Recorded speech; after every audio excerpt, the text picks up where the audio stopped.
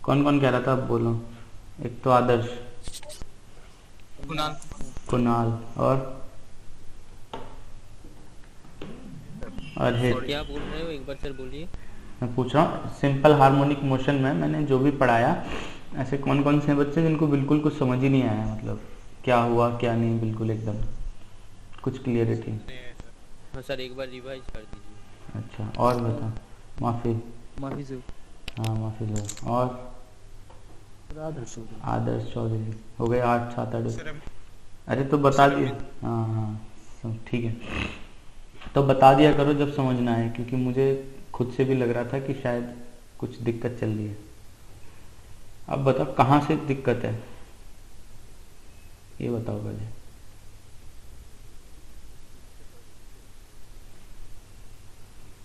एकदम शुरू से। यस। ओके, चलो आज लंबी क्लास है तो हो भी जाएगा। देखो सबसे पहले ये सर ग्रेजुएशन पार्ट थोड़ा स्टेप बाय स्टेप जाइए सर। ठीक है, थोड़ा स्लो चलेंगे, ठीक है ना। और तुम लोग करके देखोगे, मेरे सामने ही करके देखना। एक तो सिंपल हार्मोनिक मोशन समझने के लिए तुम लोग क्या करो, सबसे पहले जो मैंने 11th की एनसीईआरटी भेजी तुम लोगों को, उसका सेकंड लास्ट चैप्टर खोलो। सर हाँ बोलो बोलो।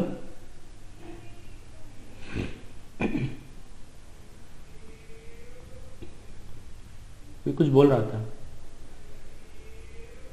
सर शायद यस सर बोला किसी ने। अच्छा ओके, तो वो एनसीईआरटी खोलो सबसे पहले, उसका सेकंड लास्ट चैप्टर खोलो। उसमें डेरिवेशन ज़्यादा नहीं मिलेंगी तुम्हें इस टॉपिक की, सिर्फ बेसिक कंसेप्ट मिलेंगे, क्योंकि 11th क्लास में इतनी मैथमेटिक्स सिलेबस में थी नहीं।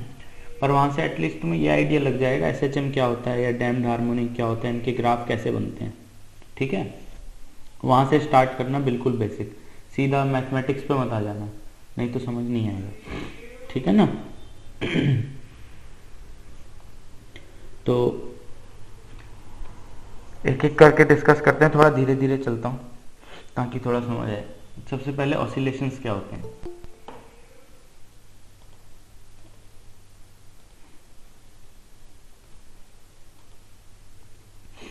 Oscillations is defined as the process of repeating vibration of any quantity or measure about its equilibrium value in time। मैंने कल भी डिस्कस किया था, उससे पहले भी डिस्कस किया था। टू एंड फ्रो मोशन जो होता है उसको ऑसिलेशन कहते हैं, किसी भी एक पॉइंट के अराउंड। ठीक है, ऑसिलेशन पता है ना सबको क्या होता है।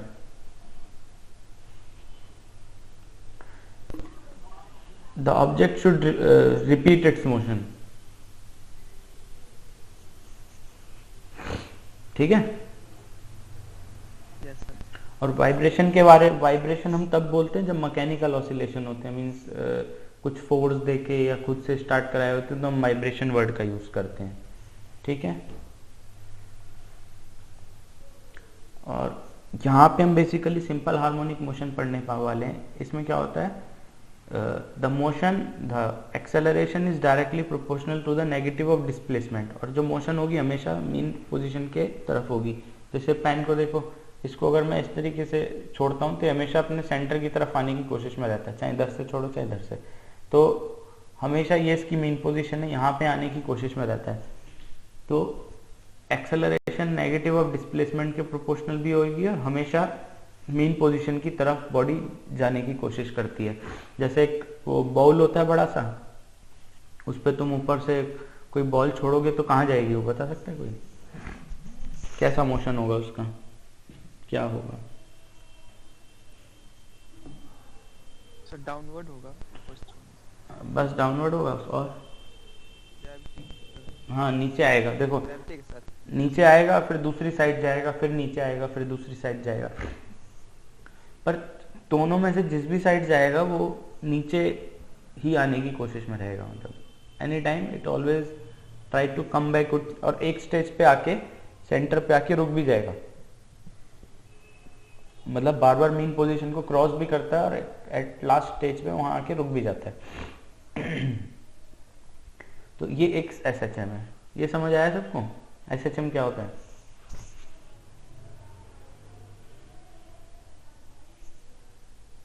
अरे रेस्पॉन्स तो Yes, sir. हाँ ठीक है। Yes. तो ये तो मैंने एक एग्जांपल दिया था, बॉल के अंदर तुमने बॉल डाल दी, इसका एग्जांपल होता है झूला। तुम सब लोगों ने झूला होगा, उसकी भी back and fourth repetitive motion होती है, वो भी एसएचएम होता है। पेंडुलम, पेंडुलम जो ऑसिलेट करता है back and fourth about it's Noon position, वो भी एसएचएम करता है। इसकी तो डेरिवेशन तुम्हें 11th की बुक में छोटी सी मिल भी जाएगी टाइम पीरियड की, है ना। तीसरा हियरिंग, जो हमारा हियरिंग प्रोसेस होता है वो भी एसएचएम के बिना पॉसिबल नहीं है, ठीक है ना। कंप्रेशन और रेयर फ्रैक्शन बनते हैं, वाइब्रेट करते हैं, एसएचएम के थ्रू ट्रेवल करते हैं, ठीक है। फिर एक एसएचएम हो मतलब सिस्टम में, उसके लिए क्या कंडीशन है, what are the condition.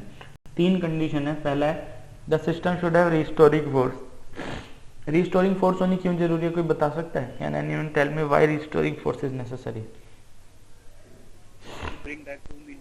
Mean position पे आने के लिए। हाँ, मीन पोजीशन पे आने के लिए रिस्टोरिंग फोर्स चाहिए। Inertia, To start the motion. Right? बिल्कुल, To stay in motion. To stay from the mean position. हाँ, to start motion, to stay in motion. और तीसरा the system should be frictionless. ये क्यों होना चाहिए? लॉस ऑफ एनर्जी ना हो इसलिए। कंटिन्यू होते रहे। हाँ, कंटिन्यू होता रहे, मतलब चलता रहे, डैम्प ना हो। तो अगर आइडियल एसएचएम चाहिए तो ये तीनों कंडीशन होनी बहुत जरूरी है, नहीं तो आइडियल नहीं होगा। जनरली डैम्प्ड ही होता है, आइडियल तो कहीं होता भी नहीं है, क्योंकि फ्रिक्शन फोर्स हमेशा होती है, फ्रिक्शन लेस तो कहाँ ही तुम ढूंढोगे। तो यहाँ से देखो कुछ बहुत छोटा सा मैथमेटिकल पॉइंट है। एक्सेलरेशन ये प्रोपोर्शनल का साइन है, is directly proportional to minus of X. यहाँ एक्स हो गया डिस्प्लेसमेंट। एक्सेलरेशन को हम सेकंड डेरिवेटिव ऑफ डिस्प्लेसमेंट भी लिखते हैं, D square X by D T square, तो उसको एक्स डबल डॉट से डिनोट करते हैं। X double dot is directly proportional to minus X. अब ये देखो, restoring force F is equal to minus K X होती है, ये तुमने पढ़ी होगी स्प्रिंग के केस में भी, और भी कुछ केसेस में पढ़ी होगी 11th-12th क्लास में। तो restoring force is equal to minus K X, और के यहाँ पे रिस्टोरिंग कांस्टेंट होता है, ठीक है। लेकिन न्यूटन लॉ के हिसाब से फोर्स होनी चाहिए mass into acceleration, it should be mass into acceleration. So if we equate above two equation, so we will get mass into acceleration is equal to minus k times of x। तो यहाँ से a आ जाएगा minus k by M x. a को x double dot भी लिख सकते हैं हम, so x double dot is equal to minus k by M x. यहाँ पे k बाई एम एक कांस्टेंट है, जिसको फ्रीक्वेंसी ऑफ ऑसिलेशन कहते हैं, omega root k by m. तो ये कांस्टेंट हो गया, so x double dot is directly proportional to minus x आ गया यहाँ से, जो कि हमारी एसएचएम की डेफिनेशन थी, ठीक है ना। अब अगर if you take this term to the opposite side, तो हो जाएगा X double dot plus K by M X. हो गया X double dot plus K by M X. इस तरीके की डिफरेंशियल इक्वेशन का सॉल्यूशन कॉस और साइन के टर्म में होता है। ये सॉल्यूशंस मैं कहाँ से ला रहा हूँ, इसमें शायद थोड़ा सा तुम लोगों को डाउट हो सकता है, but you have to use this directly. Means अगर हम इस डिफरेंशियल इक्वेशन को सॉल्व करके सॉल्यूशन तक आने लगेंगे तो वो एक अलग से डेरिवेशन बन जाएगी। तो फिजिक्स में उसका कोई यूज नहीं है, mathematics, pure mathematics, differential equation. So equation sinusoidal क्या कह रहे हो? ग्राफ में हाँ साइनूसाइडल होगा बिल्कुल, एसएचएम इज ऑलवेज साइनोसोडियल। इसकी एक डेफिनेशन ये भी होती है, अगर तुम शायद कुछ बुक्स में ये यूज भी करते हैं, the motion which is in the form of sinusoidal wave, sine और कॉस, क्योंकि साइनोसोडियल तो साइन और कॉस ही होते हैं, ठीक है।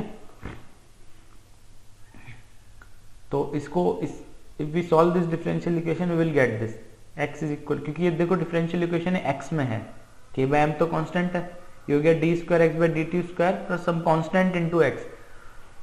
तो हो गई second order differential equation in x। तो अगर हम इसको सॉल्व करेंगे तो x ही निकल के आएगा, और a ये आएगा a is X equal to a cos omega t plus phi. यहाँ पे ओमेगा हो गया रूट k बाय m, ये हो गया फ्रीक्वेंसी ऑफ ऑसिलेशन। और आगे जब हम डैम्प्ड और फोर्स पढ़ेंगे तो we will use this omega as omega naught, क्योंकि वहां पे जो सिस्टम की फ्रिक्वेंसी होगी उसको ओमेगा बोलेंगे, ठीक है। यहां तक किसी को कोई दिक्कत? बोलो, जोर से बोलो। नहीं है? अभी समझ आ रहा है ना? तो आगे बढ़ते हैं। अब देखो, हम पे डिस्प्लेसमेंट का एक्सप्रेशन आ गया, x equal to A cos omega T plus five. इससे हमको क्या चाहिए? Omega equal to root over K by M, ये कहाँ से मिला? ये है ना, इसको ये जो कांस्टेंट है के बाई एम, ये ओमेगा है, इसको ओमेगा पुट करेंगे तभी ये सॉल्यूशन आता है, नहीं तो यहाँ पे के बाई एम आएगा, रूट के बाई एम। इसको ओमेगा स्क्वायर पुट करते हैं, मतलब ये जो डिफरेंशियल इक्वेशन की फॉर्म होती है ये होती है D square X by D T square plus constant square times of x. तो वो जो कांस्टेंट होता है यहाँ आ जाता है, omega times of T plus five. समझ गए?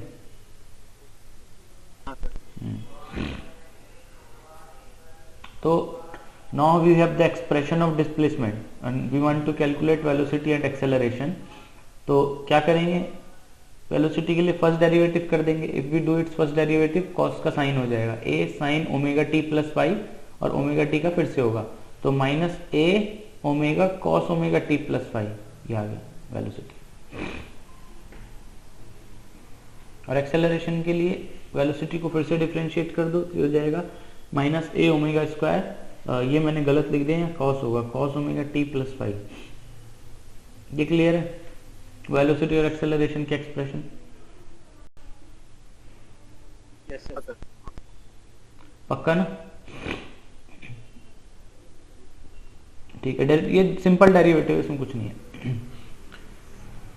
फिर हमने डिस्कस किया था all SHM are periodic motion, but all periodic motion are not SHM. इसका एग्जांपल भी दिया था कुछ बच्चों ने। कौन कौन से एग्जांपल दिए थे बताओ?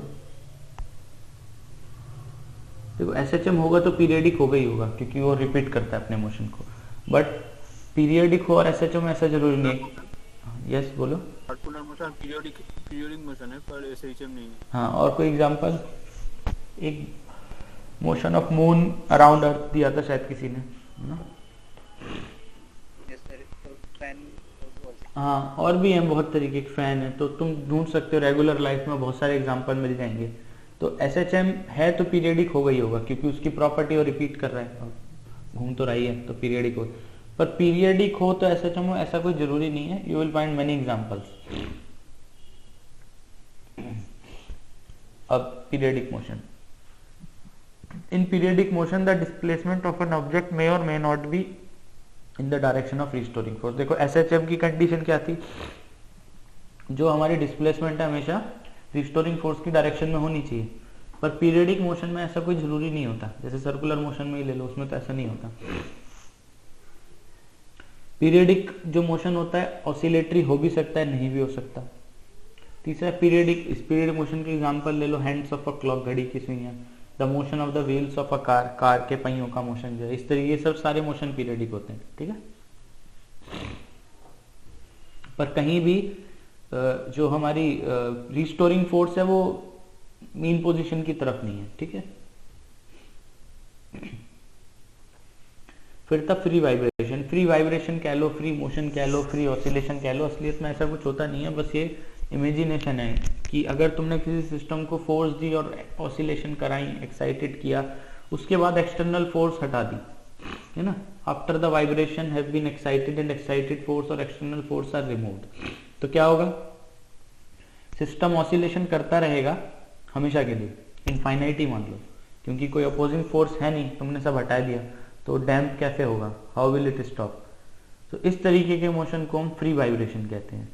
और जिनका टाइम होता है वो नेचुरल पीरियड, वो सिस्टम का नेचुरल पीरियड हो गया, और उसका रेसिप्रोकल कर दोगे तो टाइम पीरियड का उल्टा फ्रीक्वेंसी आ जाता है, so we will get frequency. ये क्लियर है फ्री वाइब्रेशन क्या होता है?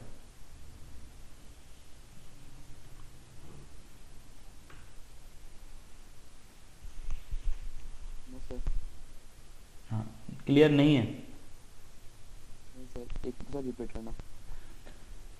मान लो ये पेन ही ले लो, अभी मेरे पास और कुछ है नहीं, अब इसको मैं ऐसे ऐसे मोशन करा रहा हूँ, तो ये मान लो पेंडुलम है जो खुद से नहीं रुकेगा, इसका तो मास ज़्यादा है इसलिए रुक जा रहा है। और डिस्ट्रीब्यूटिव भी है, तो ऐसे ऐसे ऑसिलेट करता रहेगा, ठीक है। पर हर ऑसिलेशन में उसका एम्पलीट्यूड थोड़ा सा रिड्यूस हो जाता है, तो एक स्टेज पे आके सेंटर पे रुक जाता है। मैं कह रहा हूँ अगर मान लो एक्सटर्नल फोर्स हटा दे, मान लो वैक्यूम है इस कमरे में, कुछ है ही नहीं, तो उसके बाद अगर तुम उसको ऐसे ऑसिलेशन दोगे तो वो रुकेगा नहीं, चलता रहेगा, क्योंकि वो रुक रहा था, एयर उस पर फ्रिक्शनल फोर्स लगा रही थी। और जब तुमने वही हटा दी तो रुकेगा कैसे, नहीं रुकेगा ना, उसके वाइब्रेशन चलते रहेंगे। इस तरह के वाइब्रेशन को फ्री वाइब्रेशन कहते हैं। 3 तरीके के ऑसिलेशन या वाइब्रेशन होते हैं, फ्री, डैम्प्ड और फोर्स्ड। फ्री जो हमेशा चलते रहते हैं, डैम्प्ड जो एक स्टेज पे आके बंद हो जाते हैं, फोर्स्ड जो बंद हो रहे होते हैं लेकिन उसमें हम बाहर से फोर्स लगा देते हैं।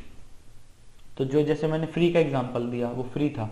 अब अगर इस कमरे में वैक्यूम की जगह एयर होगी तो वो डैम्प्ड हो जाएंगे, एक स्टेज पे आके रुक जाएंगे।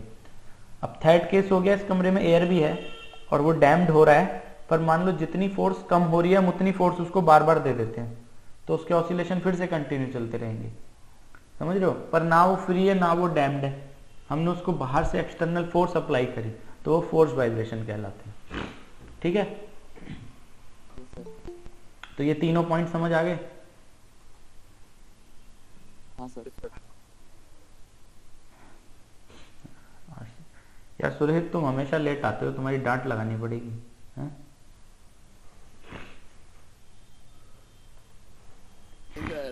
सुबह की क्लास नेट का थोड़ा प्रॉब्लम चल रहा था। ये भी नेट का थोड़ा प्रॉब्लम भी चल रहा था। ऑनलाइन क्लास में अच्छा बहाना मिल जाता है, जो नेट का बहाना ठीक है। नहीं, सच में सर। सच में चल रहा है, कल तक ठीक था आज। हाँ सर। कोई नहीं, चलो। तो ये तीनों कल रात से बहुत हो रहा है सर। ओके, तो ये 3 चीज समझ आ गई, फ्री वाइब्रेशन, डैम्प्ड और फोर्स्ड, तीनों में क्या डिफरेंस है, सबको समझ आ गया, ठीक है। रेजोनेंस तो हम आगे भी डिस्कस करेंगे, फिर भी बता देता हूँ, जब हमारे सिस्टम की जो नेचुरल फ्रिक्वेंसी होती है ड्राइविंग फ्रिक्वेंसी से मैच हो जाती है, तो सिस्टम का जो एम्पलीट्यूड होता है एकदम से हम्प हो जाता है, हाई हो जाता है बहुत ज्यादा, तो इस तरीके के मोशन को रेजोनेंस कहते हैं। रेजोनेंस का सबसे बड़ी एग्जांपल दे सकता है कोई? ब्रिज वाला। हाँ, ब्रिज वाला। हाँ, और ट्यूनिंग फॉर्क और filling a water bottle sir. Water bottle का जब रेजोनेंस होता है। हाँ, रेडियो। आ जाता है। रेडियो सुनता है कोई? हाँ सर। रेडियो कैसे काम करता है, कैसे अलग अलग चैनल आते हैं? रेजोनेंस से आते हैं, अलग अलग फ्रीक्वेंसी होता है, बिल्कुल। मैच कराना पड़ता है फ्रीक्वेंसी। जब रेडियो का फ्रीक्वेंसी मैच हो जाता है तो बिल्कुल, जिस चैनल की फ्रीक्वेंसी से मैच होता है उसका तुम्हें मस्त जो चल रहा होता है सुनाई देता है, ठीक है ना। तो ज्यादातर केसेस में there is always a damped force. In most of the cases damped force is always present, जैसा मैंने थोड़ी देर पहले बताया था। फ्री वाइब्रेशंस होना बहुत मुश्किल, इम्पॉसिबल टाइप है, वेरी लेस चांस, क्योंकि there is always a frictional force. Air friction हो, चाहे वाटर में होगा तो वाटर फ्रिक्शन होगा, एयर में तो एयर फ्रिक्शन हो, मतलब कोई ना, definitely there is some frictional force which can stop our motion. So usually the motions are damped motion या damped oscillation, और जो damped force होती है वो जनरली वेलोसिटी के प्रोपोर्शनल होती है। अब यहाँ तक किसी कोई दिक्कत है, क्योंकि इसके बाद मैथमेटिक्स आ जाएगी।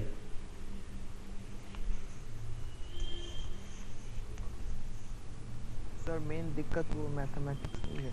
अच्छा, तो फिर स्टार्ट से क्यों करवाया चलो कोई नहीं, मतलब सर, और ये पीपीटी का ना, मतलब स्कैन होने से ना जो लिखा रहता है वो थोड़ा लाइट। हाँ ये मैं मानता हूँ, ये बात नहीं। सर ये दिख नहीं रहा है सर। हाँ, अभी भी नहीं दिख रहा। तुम बहुत ब्राइट है। हाँ, तुम जब पढ़ोगे ना तो बुक जो मैंने भेजी है, मैंने कल एक बुक भेजी है ना तुम्हें। हाँ हाँ हाँ, इसके साथ वो खोल के पढ़ना, क्योंकि मैं स्टेप्स उसी के फॉलो करता हूँ। उसमें तुम्हें जैसे इसमें किसी स्टेप में गड़बड़ होगी ना तो वहां से क्लियर हो जाएगा। इवन उसमें शायद ज्यादा ही स्टेप होंगे मेरे से करे, क्योंकि एक एक स्टेप यहाँ पे लिखना पॉसिबल नहीं हो पाता बहुत। मैं ट्राई करता हूँ कि एक के बाद कंक्लूजन पे आ जाऊँ कुछ स्टेप्स के बाद, और बीच के स्टेप तुम ट्राई करो, ठीक है। क्लियर है। और पीपी मतलब स्कैन भी मैंने इसलिए डाला है क्योंकि पीपीटी में इतने सारे एक्सप्रेशन डालना बड़ा मतलब मुश्किल सा हो जाता है, इतने सारी डेरिवेशन की, उसमें और शॉर्ट हो जाएगी डेरिवेशन। तो ट्राई करते हैं, नहीं समझ आएगा तो मैं फिर पीपीटी बना दूंगा नॉर्मल, ठीक है। सो सबसे पहले डैम्प्ड वाइब्रेशन का देखते हैं। तो देखो, since we are dealing with damped vibration, तो कितने फोर्स होने चाहिए तुम लोग बताओगे, कितने फोर्स होने चाहिए?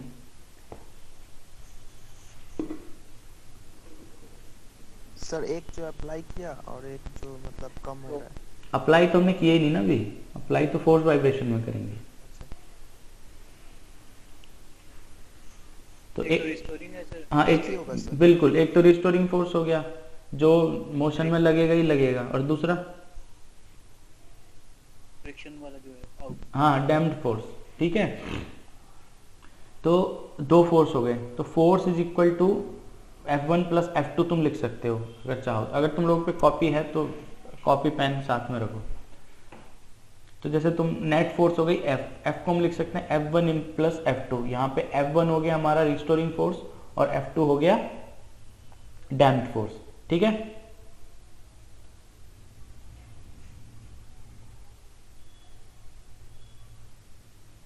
ठीक है, यस सर। ठीक है। अब मान लो F1 रिस्टोरिंग फोर्स है, तो F1 क्या होगा, रिस्टोरिंग फोर्स क्या होता है, minus k times of x। यहाँ पे k की जगह हमने s यूज किया है, तो F1 हो गया minus s times of x, ठीक है। और F2 हमारा डैम्प्ड फोर्स है, डैम्प्ड फोर्स वेलोसिटी के प्रोपोर्शनल होता है, तो F2 हो गया minus r m times of v या dx बाई dt। तो F2 हो गया minus r m dx by dt, ठीक है। ये भी माइनस होगा ना? हाँ ये भी माइनस होगा। तो अब देखो, अब इस एक्सप्रेशन का राइट हैंड साइड देखो पीपीटी में, ये F1 प्लस F2 है कि नहीं, ठीक है। सर वो डेल एक्स क्या है? डी डी एक्स बाई, ये फुल डेरिवेटिव है, डेल नहीं है, पार्शियल डेरिवेटिव नहीं है। नहीं सर, वो माइनस F2 जो ये यहाँ कह रहे हो ना, ये S है S। तो S क्या है और X क्या है, दोनों डिस्प्लेसमेंट? नहीं नहीं, S हमारा कांस्टेंट है, जो जैसे K लिया था ना, जैसे K लेते हैं जनरली बुक्स में, मैंने S लिया है क्योंकि जो बुक मैं फॉलो कर रहा हूँ उसमें S लिया है, इसलिए, ठीक है। लिखा भी है नीचे देखो, restoring force per unit displacement. तो ये हो गया F1 प्लस F2। अब देखो जो हमने LHS लिखा है, F is equal to F1 plus F2, उसमें जो LHS है F, वो न्यूटन लॉ की फोर्स है। तो न्यूटन लॉ के हिसाब से फोर्स कितनी होती है, ma है ना, ma, और a को क्या लिख सकते हैं हम, डी स्क्वायर एक्स बाय। अब देखो ये एक्सप्रेशन बना कि नहीं बना, अब लिख के देखो।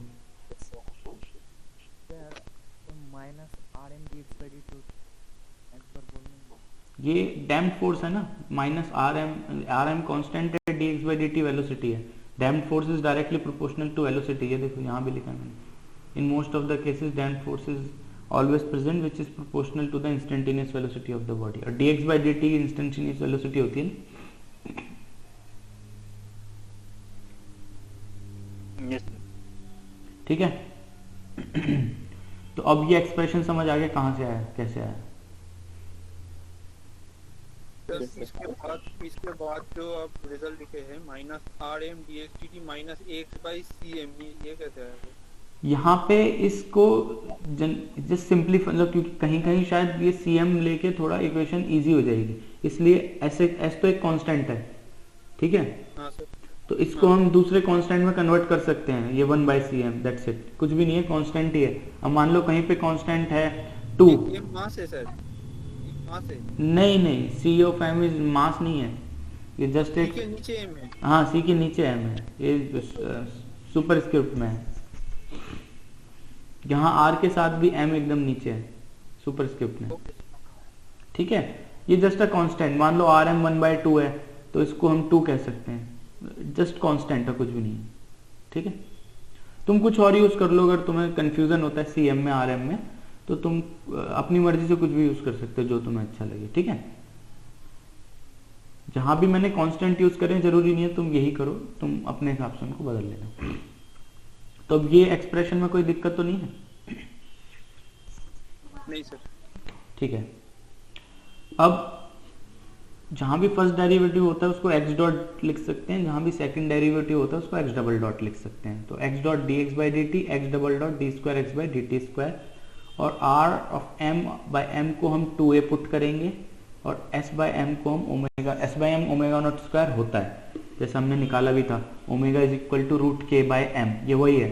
यहाँ k की जगह s हो गया देखो, क्योंकि अभी तक अगर हम इसमें डैम्पिंग ना लगाएं तो ये सिंपल SHM हो जाएगा, तो इसकी फ्रिक्वेंसी वही होगी ना जो पहले होती थी, रूट k बाई m। तो ये जो s बाई m है ये ओमेगा नॉट स्क्वायर वहां से आया सिंपल SHM से, ये हम पुट कर रहे हैं 2a। इसको 2a ही क्यों पुट कर रहे हैं, ये क्योंकि आगे डिफरेंशियल इक्वेशन की फॉर्म में आ जाए, समझे? rm बाई m कहाँ से आ गया? यहाँ पे तो rm dx dt था ना। ये m है ना, इससे m से डिवाइड करोगे क्योंकि लेफ्ट हैंड साइड, ठीक? अभी ठीक है। अब जस्ट कुछ नहीं किया, ये जो हमने एक्सप्रेशन यहाँ पे लिखे हैं जिनको एज्यूम किया है, जस्ट इस जो हमने f equal to f1 by f2 बनाया था पूरा, उसमें पुट कर दिया। dx बाई dt की जगह x डॉट, और D square X by D T square की जगह एक्स डबल डॉट, और जो नेगेटिव साइड है उसको अपोजिट साइड ले गए, पॉजिटिव हो जाएगा। तो ये इक्वेशन बन जाएगी X double dot plus R M by I M X dot plus S by M X is equal to 0। देखो ये बनेगी कि नहीं बनेगी? ठीक है। और सर वहाँ पे आपने एक बार एस लिया एक बार सीएम लिया, वही समझ। वो जस्ट शो करने के लिए कि s is equal to 1 by C of m है। तुम 1 बाई सी एम मत लेना, ठीक है? हर जगह ऐसे रखो, हर जगह ऐसे रखो, कोई दिक्कत नहीं, ठीक है? कंफ्यूजन हो रही है तो अभी कहीं सी एम का यूज मत करना, जब एक बार अच्छे से डेरिवेशन समझ जाओ तब लास्ट में तुम्हें पता ही s equal to 1 by C M है तो रिप्लेस कर सकते हो अगर कहीं होगा, ठीक है? तो ये अब ये इक्वेशन समझ आ गई, ये रिड्यूस्ड इक्वेशन जो हमारे पास आई, ठीक है? अब वही हमने 2a पुट कर दिया, अब ये इक्वेशन आ गई x double dot plus 2a x dot plus omega not square x equal to 0, समझ गए? अब ये इक्वेशन हमको सॉल्व, देखो ये भी डिफरेंशियल इक्वेशन है। Previously also we have one differential equation of second order, now again we have the differential equation of second order, ठीक है?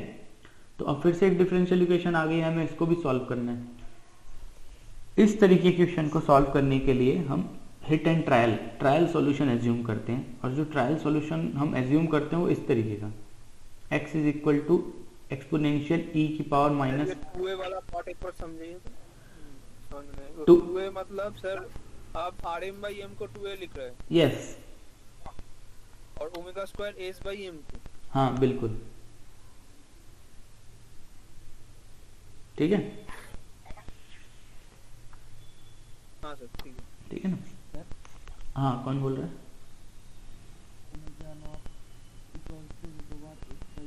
हाँ हाँ कैसे है ये भी थोड़ी देर पहले तो दिखाया था मैंने कैलकुलेशन करके, मतलब कैलकुलेशन करके तो नहीं बताया था। SHM की जो फ्रिक्वेंसी होती है, मान लो कोई सिस्टम है उस पर रिस्टोरिंग फोर्स लग रही है माइनस ऑफ kx, तो उसकी फ्रिक्वेंसी कितनी होगी? रूट k बाई m नहीं होती? पेंडुलम में भी तो यही आती है ना? स्टैंडर्ड है, मतलब इसमें कोई बहुत रॉकेट साइंस नहीं है, जस्ट स्टैंडर्ड एक्सप्रेशन है, ठीक है? Now for solution we are assuming this solution e exponential power minus at f of t। f of t यहाँ पे क्या है? ये एक फंक्शन है जो हम कैलकुलेट करेंगे, अभी है नहीं हमारे पास। This is not a full solution, this is a trial solution जिसके बेस पे फाइनल सॉल्यूशन हम लोग कैलकुलेट करेंगे, ठीक है? So x is equal to exponential power minus at f of t, ये हमने सॉल्यूशन एज्यूम किया है और इससे फाइनल सॉल्यूशन हमको ही निकालना है, ठीक है?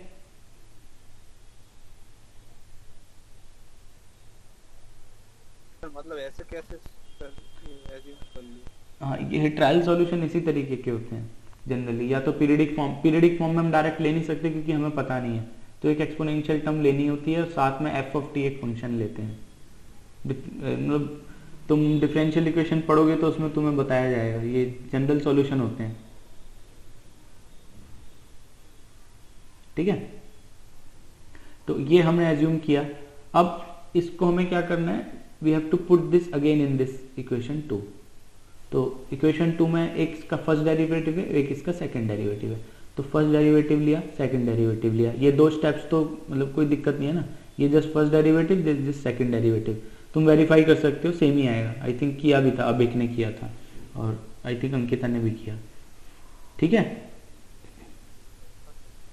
तो अब क्या करना है, just put this expression in this. इससे क्या होगा, देखो ई एक्सपोनेंशियल टर्म तो कैंसिल ही हो जाएगी। सो जो डिफरेंशियल इक्वेशन पहले एक्स की फॉर्म में चल रही थी, now it will be converted into the form of F. और फाइनली हमको चाहिए तो एफ ही, because this term is always there, ठीक है। और अच्छा, ये सॉल्यूशन ऐसा क्यों एज्यूम किया, इसका एक और तुम रीजन ले सकते हो। देखो क्योंकि डैम्ड है ये, we already know that it's a damped vibration, ठीक है। और डैम्ड है तो डिके होगा, तो ये डिके टर्म हमने खुद से ले ली, दिस e की पावर माइनस AT। और f ऑफ t हमने एज्यूम कर लिया। अब ये तो फंक्शन है, कुछ भी एज्यूम, f ऑफ t जरूरी नहीं है, तुम g ऑफ t ले लो, तुम u ऑफ t ले लो, तुम v ऑफ t ले लो, just it means f is a function of t। और f की फॉर्म क्या होगी वो हम निकालेंगे। अभी क्लियर हुआ है कि क्यों ये सॉल्यूशन लिया? आवाज नहीं आई? हाँ सर। हाँ ठीक है, क्योंकि देखो एक्सपोनेंशियल टर्म तो लेनी है, क्योंकि ये डैम्ड वाइब्रेशन है। अगर ये डैम नहीं होती तो हम सिर्फ f ऑफ t लेके भी इसको ट्रायल सॉल्यूशन करते, but since it's a damped vibration we know that it will decay at some time, so this exponential term is always there. और उसके साथ कौन सा फंक्शन होगा हमें पता नहीं है, तो हमने f ऑफ t पहले एज्यूम कर लिया। अब ये दो हम डिफरेंशियल उसमें पुट करेंगे। Now see this equation is converted into differential equation of f from x to the differential equation of f। देखो d square f by dt square plus omega naught square minus a square f is equal to 0। अभी थोड़ी simplified equation हो चुकी है, ठीक है।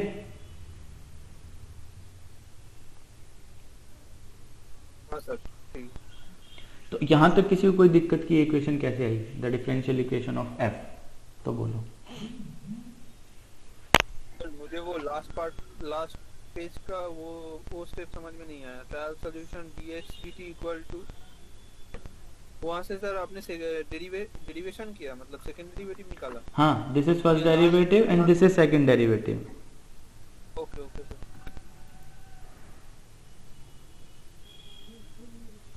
ठीक है। हाँ सर, हाँ सर। ये तुम चेक कर सकते हो, आई थिंक 3-4 बच्चों ने ऑलरेडी किया था। ये डेरिवेटिव ठीक है, ठीक है।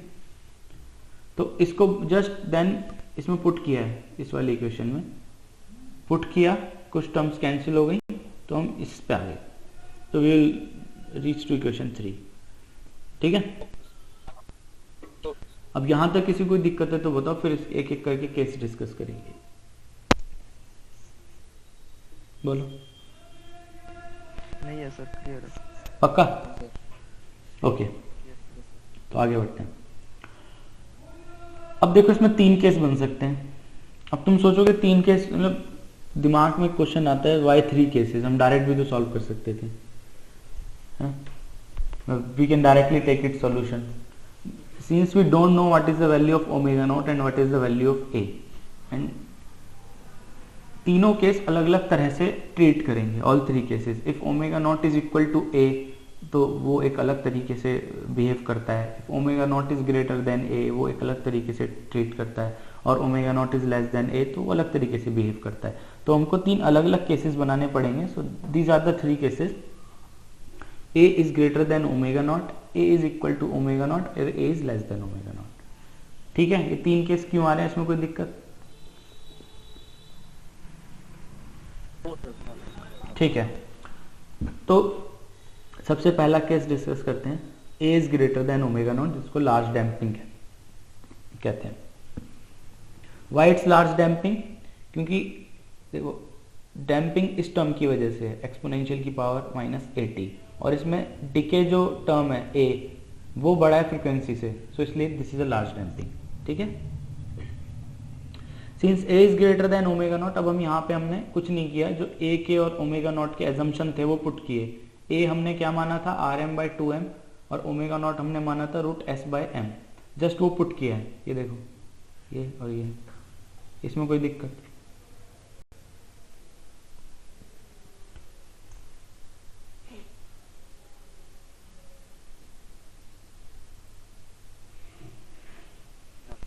Okay, now just take this 2m to the opposite side. जब अपोजिट साइड ले जाओगे और स्क्वायर रूट के अंदर लाओगे तो अंदर जाके हो जाएगा 4m स्क्वायर, m ऊपर नीचे कैंसिल हो जाएगा, तो ये आ जाएगा R M is greater than root 4sm। इसमें किसी को कोई दिक्कत?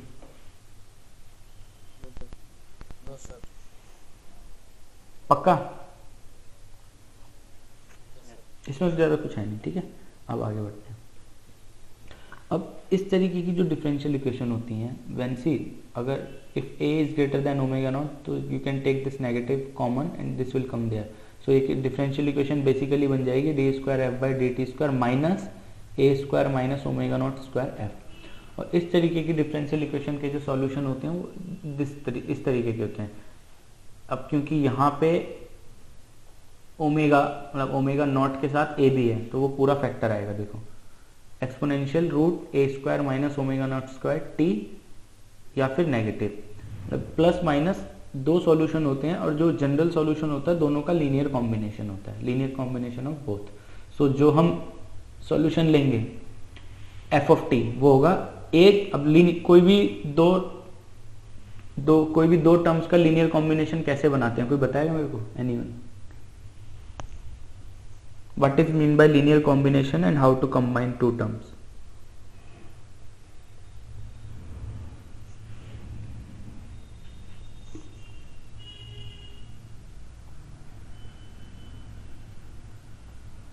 Anyone?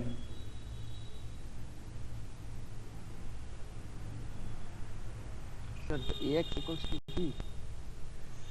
ax equal to p नहीं, मान लो एक टर्म है x1 एक टर्म है x2, मैं तुमसे कह रहा हूं इनका लीनियर कॉम्बिनेशन बनाओ x, तो क्या होगा, x की वैल्यू क्या होगी?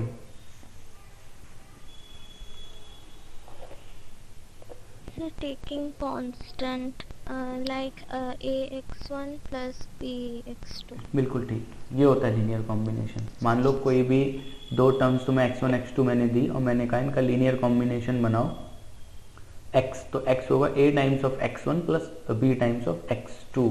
लीनियर कॉम्बिनेशन पावर दोनों की 1 है, ठीक है। अगर ये x1 x2 के अलावा कोई x3 x4 x5 भी होगा तो इसी तरह तुम ऐड करोगे a times of x1 b times of x2 c times of x3। ये समझ आया सबको लीनियर कॉम्बिनेशन? No sir. कौन बोला? आदर्श? अच्छा, क्या नहीं समझ आया अच्छे से तो बताओ। लीनियर कॉम्बिनेशन का मतलब होता है दो टर्म्स का first power combination, that's it. और तुम किसी भी दो टर्म्स को डायरेक्ट ऐड नहीं कर सकते जब भी कंबाइन करोगे, सब कुछ कांस्टेंट आना चाहिए ना। तुम्हें क्या पता मतलब x is equal to x1 plus x2 हमेशा ट्रू होगा, ऐसा तो पॉसिबल नहीं है। वो हम क्योंकि लीनियर कॉम्बिनेशन बना रहे हैं खुद से, तो हो भी सकता है x1 प्लस x2 आए, a और b की वैल्यू 1 आ जाए, बट क्योंकि we don't know the value, that's why we have to take some constant, after that solve करके वो constant का वैल्यू हम निकाल लेते हैं। अच्छा सर, और ये फंक्शन में हाँ, कॉम्बिनेशन का मतलब क्या हुआ?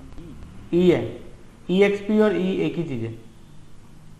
e लिखते हैं तो पावर में लिखना पड़ता है, एक्सपोनेंशियल लिखते हैं तो तुम ब्रैकेट में लिख सकते हो। जैसे e देखो, e जहां भी लिखा होगा ना, देखो यहाँ हर जगह पावर में रेस टू पावर करना पड़ता है ना, और exp लिखते हैं तो तुम डायरेक्ट ब्रैकेट में एज अ फंक्शन लिख सकते हो। तो अभी किसी को कोई दिक्कत इसमें? Sir, in the copy will we directly write the equation or do the differential equation? मतलब कहाँ से बेटा? हाँ, ये वाला जो दोनों फंक्शंस है तो उसे हम डायरेक्टली लिख लें या हाँ डिफरेंशियल इक्वेशन? डायरेक्ट लिखना है। जहाँ भी सॉल्यूशन एज्यूम किए हैं वो सब डायरेक्ट लिखने हैं तुम्हें। फिजिक्स में उनको कहाँ से आए क्यों आए तुम्हें कोई मतलब नहीं है। एज्यूम करके चलते हैं ऐसा कि तुम्हें आता होगा, ठीक है। डायरेक्ट जहां भी आएगा डायरेक्ट लिखना है that this is the solution linear, जैसे मैंने लिखा है इसी तरह से थोड़ा और अपने वर्ड्स में ऊपर नीचे कर सकते हो, बिल्कुल ऐसे नहीं किसी को छापना है, ठीक है ना। अरे समझ आ गया। तो अब क्या होगा, जो हमें सॉल्यूशन चाहिए था x, ये हो जाएगा e की पावर माइनस AT और ft हो जाएगा इन दो टर्म्स का लीनियर कॉम्बिनेशन। जो ये दो टर्म्स आई, अब देखो ये रहा सॉल्यूशन, देखो ये है कि नहीं उनका लीनियर कॉम्बिनेशन, है ना। तो अब ये हमारा फाइनल सॉल्यूशन आ गया। ये e to the power raised है ना। हाँ ये जो सॉल्यूशन है बिल्कुल बिल्कुल रेज्ड है, ठीक है। अब देखो क्योंकि ये जो ब्रैकेट के बाहर टर्म है इसमें डिक्रीज कर रही है, इसकी वजह से हमारी मोशन डिक्रीज हो रही है, एक स्टेज पे आके रुक जाएगी। इस तरीके के मोशन को aperiodic motion, over dam motion या डेड बीट मोशन कहते हैं। तो सॉल्यूशन तो हमारे पास आ गया, जैसा भी मैंने बोला था। आदर्श तुम पूछे थे लीनियर कॉम्बिनेशन, लीनियर कॉम्बिनेशन तो हम हमेशा कांस्टेंट के साथ ही लेते हैं, बट वो कांस्टेंट हमको ही निकालने पड़ेंगे ना, और वो कांस्टेंट निकालने के लिए क्या यूज करते हैं, इनिशियल कंडीशंस। तो अब ये इक्वेशन तो हमारी बन गई, सॉल्यूशन हमारे पास आ गया। We need A and B, so calculate A and B, we need initial conditions. और यहाँ पे हम जनरल इनिशियल कंडीशन यूज कर रहे हैं that at t equal to 0 x equal to x0 and v is equal to v0। और तो initial condition इसलिए यूज कर रहे हैं because we have two unknown constant. अगर यहाँ तीसरा होता तो फिर हमें एक्सेलरेशन की इनिशियल कंडीशन लेनी पड़ती। जितने कांस्टेंट होते हैं कम से कम उतनी इक्वेशन होनी चाहिए, नहीं तो हम सॉल्व नहीं कर सकते प्रॉपर, ठीक है। ये पॉइंट क्लियर है? ओके, सो अब ए और बी का वैल्यू निकालना है। We have two initial condition. अब थोड़ा देखो, क्योंकि हर बार इसको लिखोगे तो एक्सप्रेशन बड़े हो जाते हैं, तुम्हें शायद इसमें भी थोड़ी कंफ्यूजन होगी, कहीं कुछ एज्यूम कर लिया, कहीं कुछ एज्यूम कर लिया, काफी सारी चीजें रिप्लेस कर देते हैं। तो अब हर जगह तुम ये लिखोगे root A square minus omega not square, तो it will be lengthy, time consuming. So हम डायरेक्ट क्या करते हैं, root A square minus omega not square को मान लेते हैं। एक को हमने इस ए को अंदर ले जाके एक को लैम्डा 1 मान लिया, एक को लैम्डा 2 मान लिया, तो रिड्यूस हो जाएगा एक्स जो होगा ना। इसको तुम लिख सकते हो ए टाइम्स ऑफ ई की power lambda 1t plus B E की पावर लैम्डा 2t। अब ये रिड्यूस्ड एक्सप्रेशन हो गया, ठीक है। अब देखो थोड़ा छोटा लग रहा है। अगर तुम हर बार ये सारी टर्म्स लिखते रहते तो ये मतलब पेपर में डेरिवेशन करते टाइम तुम्हें बहुत सारे स्टेप्स में लिखनी पड़ेंगी और तुम्हारे लिए लेंथी हो जाएगा, ठीक है। Yes sir. ये जस्ट टाइम सेव करने के लिए होता है। तुम नहीं भी करोगे, अगर किसी को इसमें मतलब लगता है मुश्किल है, ज्यादा एजम्पशन है, तुम छोड़ दो, तुम डायरेक्ट ये लैम्डा 1 की जगह ये यूज करो, लैम्डा 2 की जगह ये यूज करो। बट कंफ्यूज मत होना, क्योंकि जब डायरेक्ट यूज करने में कई बार किसी स्टेप में प्लस कहीं चला गया, माइनस कहीं चला गया, गड़बड़ हो जाती है। वो अगर ध्यान में रख सकते हो तो तुम कर सकते हो, उसमें कोई दिक्कत नहीं, ठीक है। अब x हमारे पास है, dx बाई dt हम निकाल लेंगे। ये तो सिंपल डेरिवेटिव है, नथिंग एल्स, इसमें कोई कुछ भी नहीं किया गया, just simple derivative. Now we have two equations x and v और dx बाई dt। इसको x0 के इक्वल करेंगे, इसको v0 के इक्वल करेंगे और दोनों को सॉल्व करेंगे। ये देखो t इक्वल टू 0 पे ये x0 के इक्वल है, तो a plus B is equal to x0। t equal to 0 पे वेलोसिटी v0 के इक्वल है, तो ये आ गया lambda 1a plus lambda 2b is equal to v0। Now we have two equations and two unknown constant. You can solve it by any method whatever you want and you can obtain the value of a and b। पहली equation को lambda 1 से multiply करोगे, a वाला cut जाएगा, फिर subtract करोगे तो b का वैल्यू ही आ जाएगा, तो जैसे तुम्हें ठीक लगे।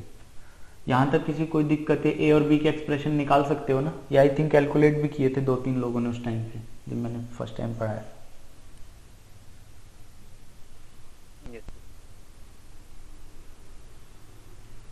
बाकी बच्चे भी बोलो। हाँ सर। सबको समझ आ गया? Yes sir. जोर से बोलो यार, थोड़ा घबराओ क्यों रहे हो? No sir, no sir. हाँ समझ में नहीं आया। हाँ अब बोलो ना, किसको नहीं आया रे तुम्हें? और हाँ, कहाँ पे दिक्कत है ये बताओ। ये वाला पार्ट कैसे है, a plus B x0 b1 plus b2b, ये वाला। हाँ देखो, ये फर्स्ट एक्सप्रेशन देखो x वाला, इसमें t0 पुट करो और कॉपी में लिख के देखो क्या आ रहा है। इसमें सर ये इस x का जो एक्सप्रेशन है जहां मेरा ये एरो रेड एरो, इस एक्सप्रेशन में t0 पुट करो और मुझे बताओ क्या आ रहा है।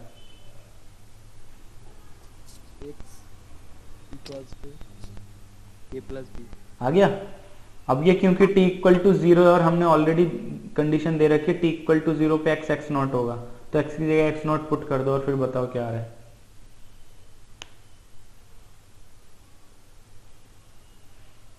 क्या आया?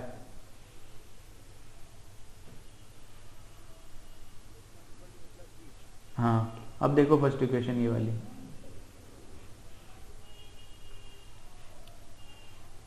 अब समझ आया?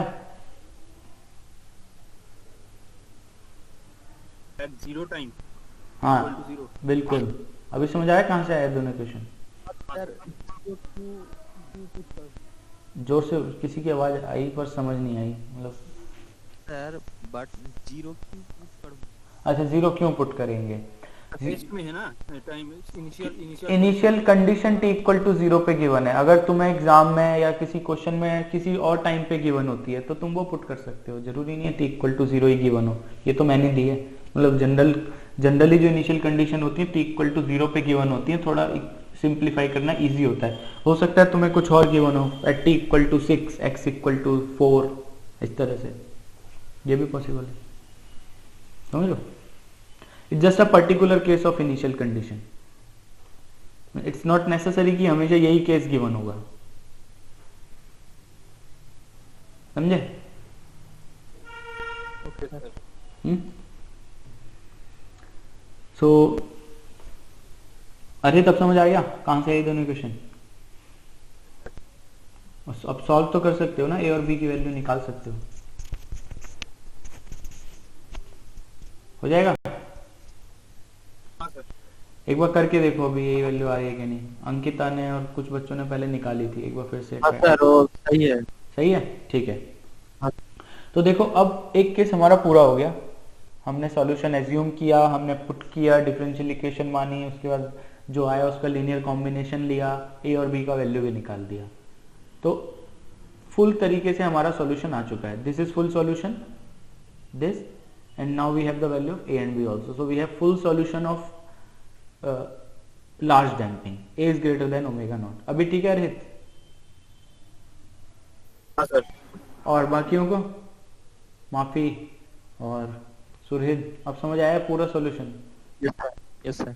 बाकी ये और ज्यादा क्लियर तभी होगा जब तुम अपने हाथ से लिख के देखोगे। मैंने बोला ये स्टेप्स हैं, मतलब खुद से जब तक कॉपी में एक एक स्टेप करके नहीं देखोगे तुम्हें क्लियरिटी, फिर भूल जाओगे।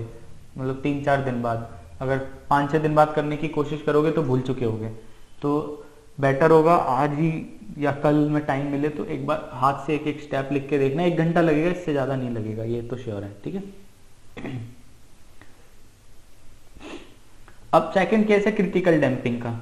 क्रिटिकल डैम्पिंग में क्या था, a is equal to omega naught. तो अब देखो वापस हम अपने, ये थोड़ी कंफ्यूजन तुम लोगों को शायद इसलिए भी हो जाती है कि ये एक्सप्रेशन मतलब इनिशियल हमने लिखे थे उसके बाद डायरेक्ट यहाँ पे लिख देते, तो इसमें भी ज्यादा कंफ्यूज नहीं होना है। बेसिक इक्वेशन हमारी यही है। 3 कंडीशन है ना? हाँ 3 कंडीशन है, एक डैम्प्ड वाइब्रेशन, एक क्रिटिकल वाइब्रेशन और एक फोर्स्ड वाइब्रेशन। बिल्कुल बिल्कुल। अब हम सेकंड पे आ चुके हैं और देखो ये वाली इक्वेशन हम यूज कर रहे हैं हर वेयर एवर, इक्वेशन 3। अब देखो सेकंड केस है omega naught equal to a. Omega naught equal to a हो जाएगा तो ये तो पूरी टर्म गई 0। ठीक है, ये वाला सेकंड पोर्शन पूरा कैंसिल हो जाएगा, तो रह जाएगा D square F by D T square is equal to 0। ये देखो, ये रहा D square F by D T square is equal to 0। तो ये 0 है ना, इसमें तो कोई दिक्कत नहीं, there should not be any problem in this. अब इसका solution f is equal to A plus B T कैसे आया, इसमें किसी को दिक्कत है या ये सबको क्लियर है, ये बता। क्लियर है। If anyone have the problem how we got this solution f equal to a plus bt, so tell me, I can explain. No sir. I have problem. हाँ, तो देखो इसका फर्स्ट किसी कांस्टेंट का डेरिवेटिव क्या, 0 का integration क्या होता है ये बताओ मेरे को। 0 कांस्टेंट होगा।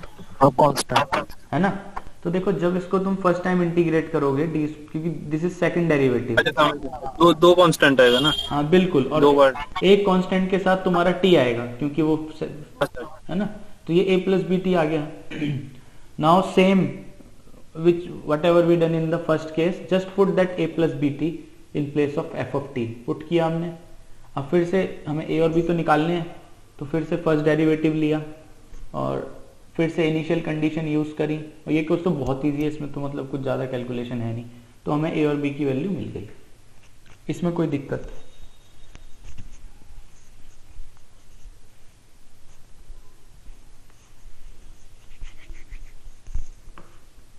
Anyone have the problem? हाँ बोलो। हाँ वो ऊपर वाला है। Again using x naught and v naught not equal, हाँ v naught, वो क्या है, माने क्यों हुआ? t इक्वल टू 0 पे इनिशियल कंडीशन लिया ना, इसलिए हुआ।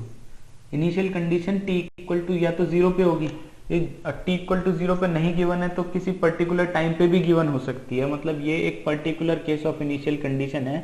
और सिंपलेस्ट इनिशियल कंडीशन जो होती हैं जनरली t इक्वल टू 0 पे ही होती हैं, पर एग्जाम में ऐसा हो सकता है t इक्वल टू 0 की जगह कुछ और दे दिया जाए, t इक्वल टू 6, 7, 8, तो थोड़ा इक्वेशन जो तुम्हारे सॉल्व करने के लिए मुश्किल हो जाएगा।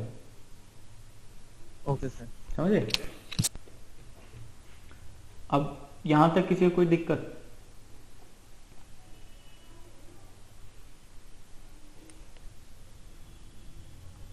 बोलो। No sir.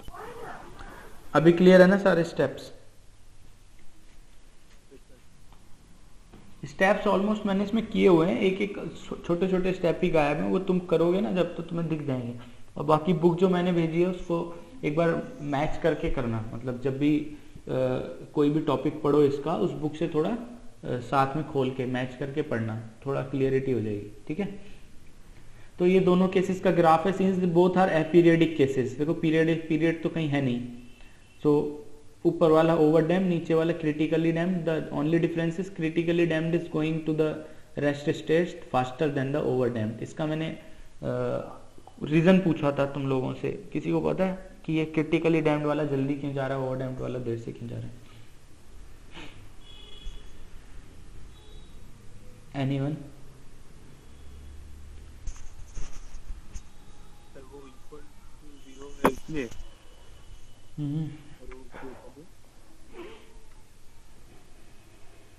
और कोई नहीं, ये तो रीजन नहीं हुआ, इक्वल टू 0 है।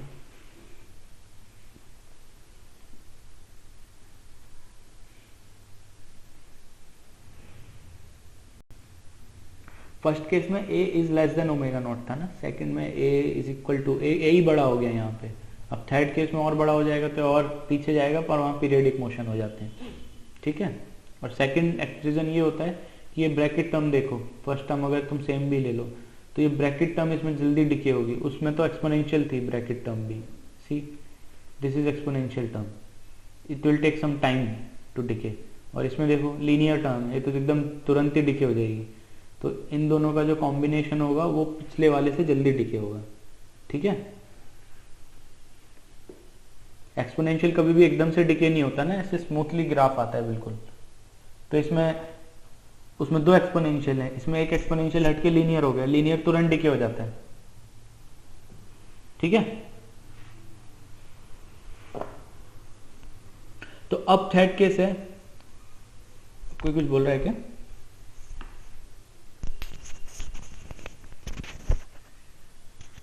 हाँ सर बोल रहा हूँ, एग्जाम में मैथ आएगा क्या, जस्ट प्रूफ करना होगा? हाँ हाँ आ सकता, मतलब मैथ्स आएगा, मतलब मैथ्स प्रूफ तो मैथ्स से ही कर रहे हैं ना। नहीं सर बोल रहा हूँ कुछ वैल्यू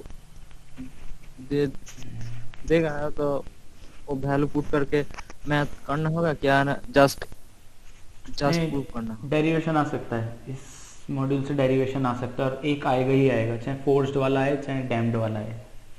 मतलब जब भी टेस्ट होगा इस चैप्टर का, इस मॉड्यूल का, तो दोनों में से एक केस तो गारंटेड आएगा, ये तो मैं लिख के देता। ठीक है, अब इसके बाद फोर्स वाइब्रेशन पढ़ेंगे पूरा, उसमें भी मैथमेटिक्स पूरा डेरिवेशन है, तो दो डेरिवेशन होंगे इस मॉड्यूल में बेसिक, तो दोनों में से एक तो आना ही आना है। ठीक है। Okay sir. तो थर्ड केस है low damping a is less than omega not. A is less than omega naught होगा तो r M is less than 4√4 SM आ जाएगा। तो अब जो इक्वेशन 3 थी वो एक SHM बन जाएगी, ये इक्वेशन, सी दिस। अब ये एक SHM बन जाएगा,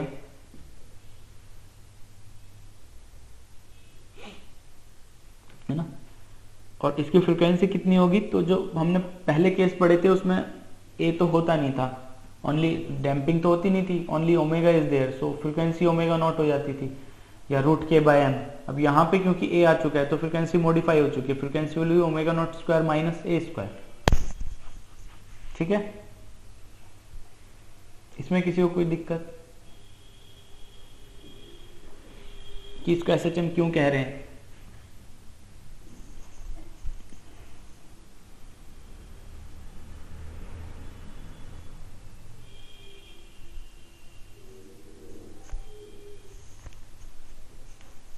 बोलो, ये केस SHM क्यों है? किसी को कोई दिक्कत है इसमें?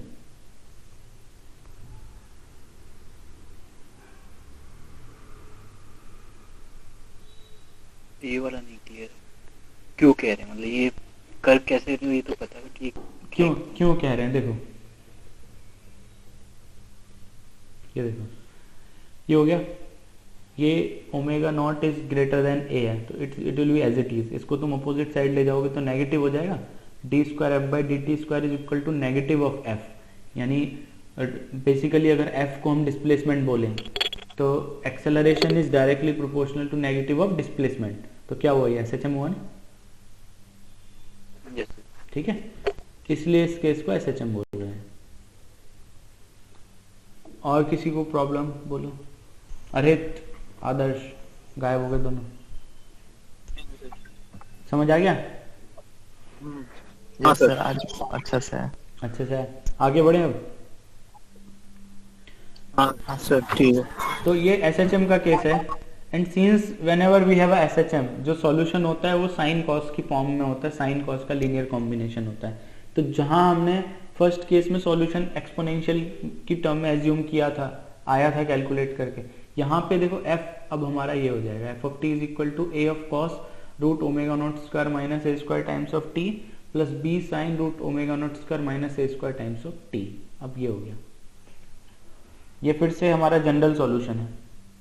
ठीक है, अब इसको रिड्यूस करने के लिए हम पुट करेंगे, बिग ए को पुट करेंगे alpha times of cos epsilon और बिग बी को पुट करेंगे alpha times of sine epsilon. और जब इसमें पुट करोगे तो cos a cos b plus sine a sine b cos a minus b का फॉर्मूला बन जाएगा और तुम पे ये एक्सप्रेशन आ जाएगा सिंपली रिड्यूस होके, f is equal to alpha cos √ω0² minus a square times of t minus epsilon. इस एक्सप्रेशन में किसी को दिक्कत? No sir. सर ये तो पहले भी मतलब 11 में भी शायद ये है। हाँ बिल्कुल सही पकड़ा है। 11th में जहाँ लीनियर कॉम्बिनेशन पढ़ाया होगा SHM में कि कौन सा मोशन SHM होता है कौन सा नहीं होता, वहाँ पे एक क्वेश्चन होगा कि साइन और कॉस का लीनियर कॉम्बिनेशन भी सिंपल हार्मोनिक मोशन ही होता है, उसमें इस तरीके का करके दिखाया वो एग्जैक्टली यही स्टेप्स होंगे। अरित हाँ सर। अरित समझ आ रहा है? हाँ सर अभी तक ठीक है। ठीक है, ओके। बाकी माफी और सुरहिद और आदर्श। ये सर क्लियर है। हाँ सर हाँ बोलो। बुक में लिखा है जनरल इक्वेशन के बाद और a equals to alpha cos वो इक्वेशन लिखा है। हाँ तो आप put a equals to a cos epsilon लिखा, तो कैसे बुक जब पढ़ूंगा तो कैसे कैसे समझाऊंगा जब वो लिखना जरूरी है? नहीं, बुक में शायद ये वाला स्टेप है नहीं, वो एज्यूम करके चल रहे हैं कि तुम 11th की सारी चीजें याद होंगी, पर मुझे पता था भूल गए होगे इसलिए मैंने लिख दिया। अच्छा ठीक है, बुक में कुछ चीजें जो 11th वाली होंगी उन्होंने नहीं लिखी होंगी क्योंकि दे एज्यूम दैट।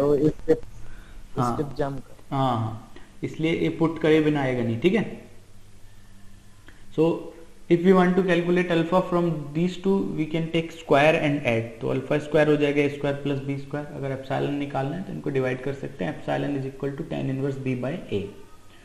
सो यहाँ तक एकदम क्लियर है.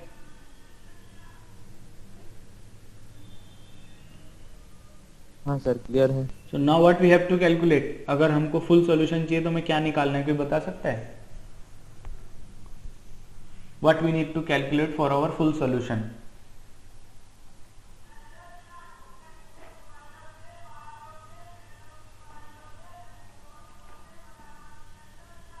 Alpha and epsilon, alpha and epsilon ही तो निकालना है ना?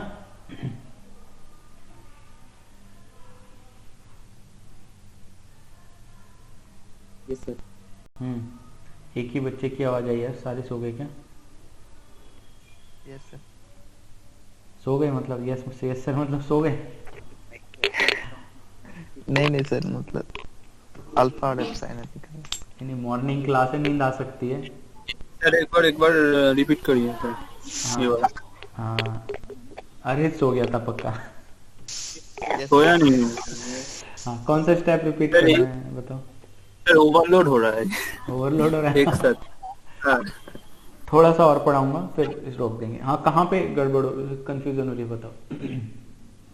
हाँ सर ये वाला पार्ट ही, मतलब f इक्वल टू ये कैसे, मतलब ये तो जनरल सॉल्यूशन होगा। ये तो जनरल सॉल्यूशन हुआ, ठीक है। अब क्योंकि ये 12 में सर ये डेरिवेशन था शायद। हाँ वही तो भी आदर्श बोल रहा था कि ये 12th में है, ये एज इट इज स्टेप्स हैं कि वहाँ पे क्वेश्चन ये था कि जो साइन कॉस का लीनियर कॉम्बिनेशन होता है वो भी, जैसे sine is a simple harmonic motion, cos is a simple harmonic motion, वहाँ पे क्वेश्चन ये था can the linear combination of sine and cos be a simple harmonic motion. तो वहाँ पे सिंपल लिया था a cos theta plus b sine theta, जैसे यहाँ थीटा की जगह टर्म है थीटा था, फिर a की जगह कुछ पुट किया था इसी तरह से, और फिर उन्होंने प्रूफ किया था कि ये भी एक सिंपल हार्मोनिक मोशन है। आई थिंक पेज नंबर मेरे याद नहीं है, समथिंग 330-340 होगा, देख लेना। उसमें राइट साइड पेज पे मिल जाएगा तुम्हें, ठीक है। तो ये एक्सप्रेशन जस्ट वही, कुछ नहीं है, हमने इसको रिड्यूस किया है बिकॉज कंटिन्यू अगर साइन कॉस को साथ साथ लेके चलेंगे तो it will be a lengthy question. We just want to reduce it, so and we for in physics for reducing a equation you can use as many constant as you want. तो ये just constant है, epsilon भी constant है, यहाँ alpha भी constant है। So alpha cos epsilon, alpha sine epsilon, these are just a constant. हमने put किया और हमारा इक्वेशन रिड्यूस हो गया, दैट्स इट, ठीक है।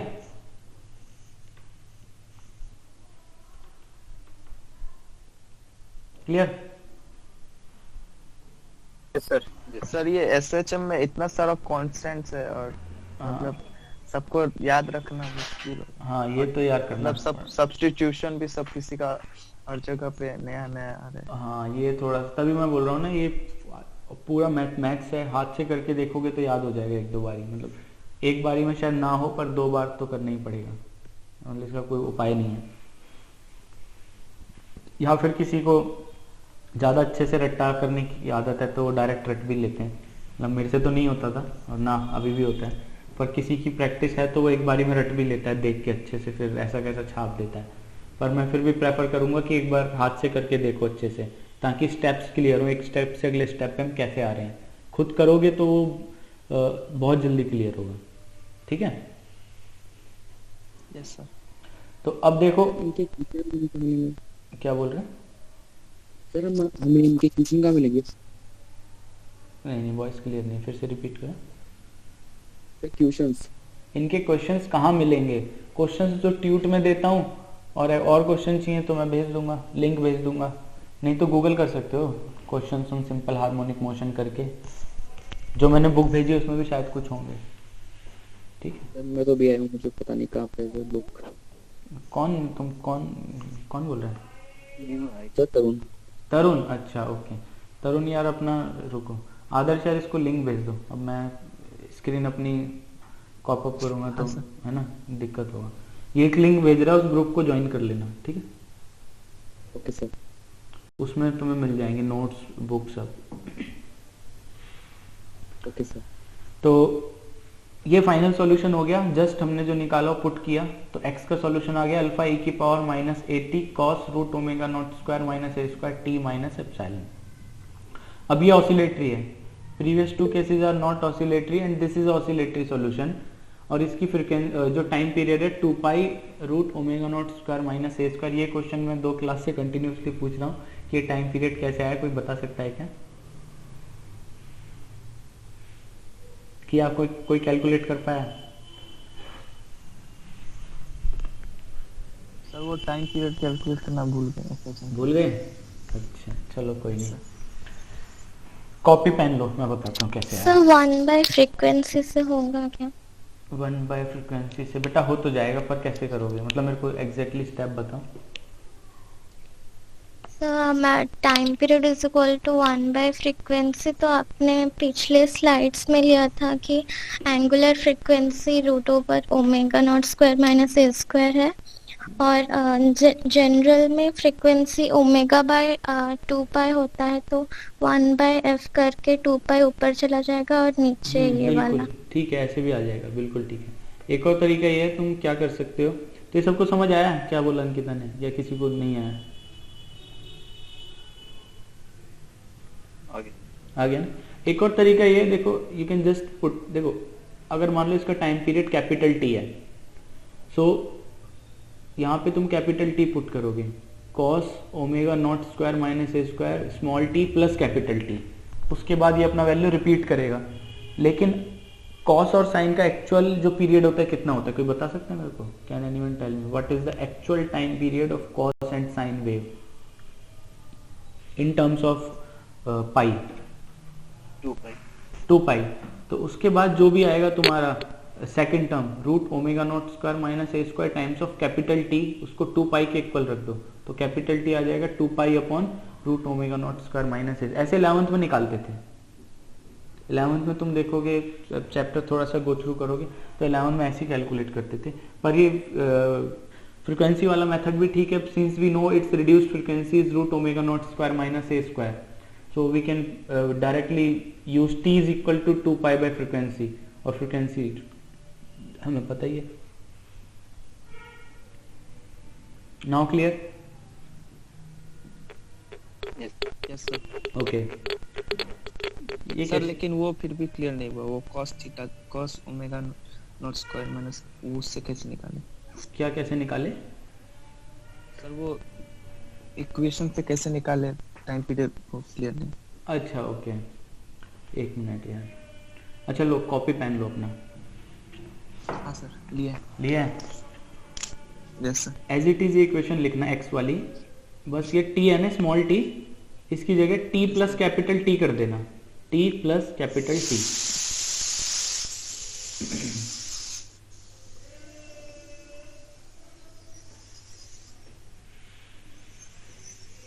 कर दिया? हाँ सर। और ये एफसाई को क्या करें? किसको? एफसाई को रखें वहाँ पे? एफसाई को रखो, ठीक है। अब इक्वल टू लगाओ, और sir T plus capital T bracket के हाँ अंदर? ब्रैकेट रूट के अंदर? हाँ रूट के bracket। अंदर? नहीं रूट के अंदर, टी बाहर है, टी रूट के अंदर नहीं है। ठीक है सर वो एक्सपोनेंशियल को ऊपर जो पावर है माइनस ए, वो हमें एक्सपोनेंशियल के ऊपर जो पावर है, बोलो। हाँ वो हमें माइनस, वो हमें तो छोटा टी है, हाँ तो वो हमें लिखूंगा नहीं। उसको भी लिख लो टी प्लस कैपिटल टी, पर वो कैंसिल हो जाएगा, उससे इफेक्ट पड़ेगा नहीं, ठीक है। अब इसको इक्वल टू में रखो, मतलब इसके इक्वल टू लगाओ। नहीं इक्वल टू 0 नहीं करना। देखो टाइम पीरियड का मतलब होता है कि ये वैल्यू वापस यही हो जाएगी, तो इस वैल्यू को तुम एज इट इज लिख सकते हो, बिल्कुल एज इट इज लिखना। कॉस वाला टर्म, ये एक्सपोनेंशियल वाला छोड़ दो, अल्फा और एक्सपोनेंशियल छोड़ दो, सिर्फ कॉस पे फोकस करो, क्योंकि कॉस पीरियडिक फंक्शन तो कॉस है ना, तो हम टाइम पीरियड कॉस से निकालेंगे, ठीक है। तो यहाँ टी प्लस कैपिटल टी किया, इक्वल टू में सेम ये लिखो, जस्ट बिना कैपिटल टी के लिखा। हाँ सर। अब cos 2 पाई प्लस थीटा कितना होता है? थीटा।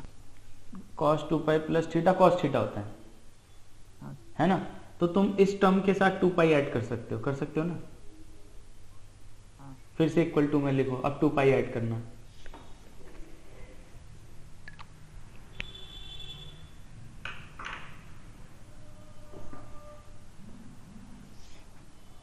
करा? सर 2 पाई कहाँ पे ऐड करें, स्टार्टिंग में? कहीं भी कर दो अलग से, एप्सिलॉन के बाद।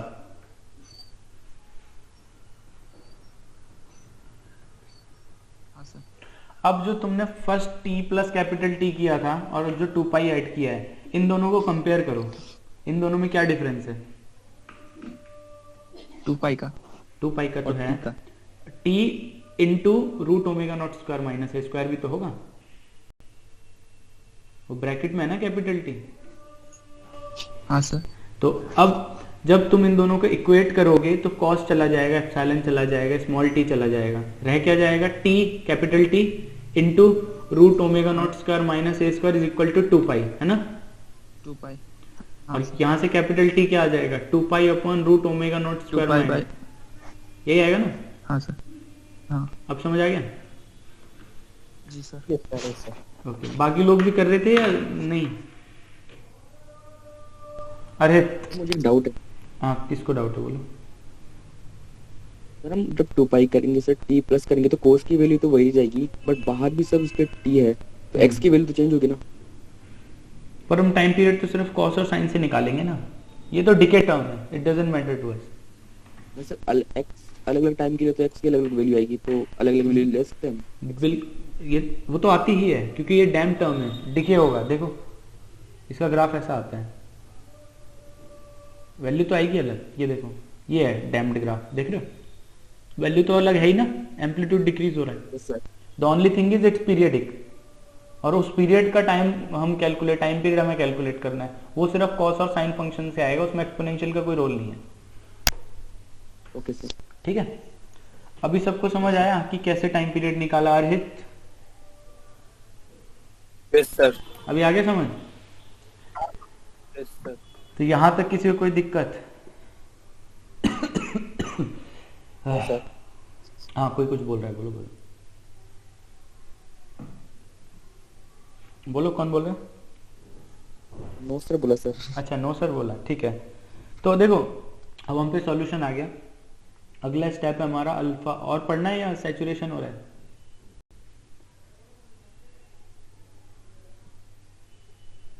बोलो बोलो, अगर सर मैं कह रहा हूँ और पढ़ाऊं या मतलब नहीं समझ आ रहा है इसके आगे, इतना बहुत है आज के लिए? काफी है सर, काफी। फुल हो गया सर। फुल हो गया, घड़ा भर गया? आज के लिए यस सर, भर गया आज। अच्छा, तो ये सारे स्टेप्स वगैरह, अभी तुम्हारी दिवाली हॉलीडेज कब से हैं बता दिया क्या? फ्राइडे से होगा सर, फ्राइडे के बाद सही होगा। नहीं, कल से है सर। ओके, जो भी है। कल से। तो छुट्टी में ये वाला पूरा देखो 3 केसेस मैंने करा दिए हैं, ये मैं रिपीट किया है पूरा क्योंकि मुझे लग रहा था काफी बच्चों को समझ नहीं आ रहा है। इसको पूरा करके देखना, क्योंकि अगला वाला जो केस है वो फिर अगर ये वाला केस क्लियर हो गया तो अगले में बहुत ज्यादा दिक्कत तुम्हें होगी नहीं, वो तो इजिली क्लियर हो जाएगा। ठीक है ना? Yes sir. Sir second mid term का सिलेबस क्या है? या सेकंड मिड टर्म का भी मुझे यही नहीं पता कि तुम्हारा सेकंड मिड टर्म कब होगा, मतलब मुझे ऐसा कुछ इन्फॉर्मेशन दिया नहीं है अभी, पर जब भी होगा मॉड्यूल 2 ही आएगा, और मॉड्यूल 1 का वो वाला जो पार्ट है मैकेनिक्स वाला, वेक्टर्स फिर से तो नहीं आएगा जितना मुझे पता है।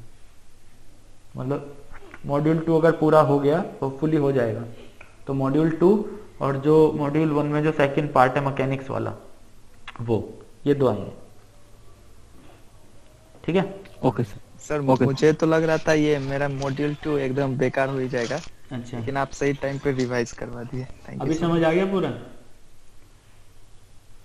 पूरा तो नहीं, खुद से पढ़ा नहीं है, लेकिन हो गया। हाँ, खुद से करोगे तो हो जाएगा ना, घबराओ मत। ठीक है, चलो फिर अब तुम टेस्ट दे दो। टेस्ट कोड है ना सबके पास? अभी जिम करता है सर। क्या कह रहे हो? आदर्श अभी जिम विम करता है सर। हाँ, आदर्श ने काफी बॉडी बना ली, देखा मैंने। मारेगा सबको ये।